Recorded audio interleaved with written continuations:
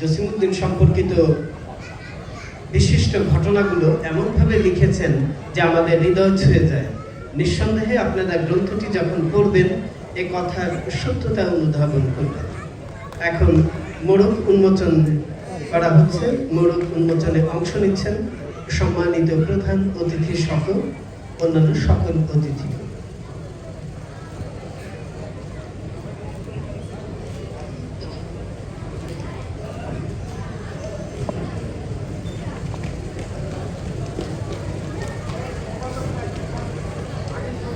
আমরা একটু হাততালি দিয়ে এই অনুষ্ঠানটিকে একটু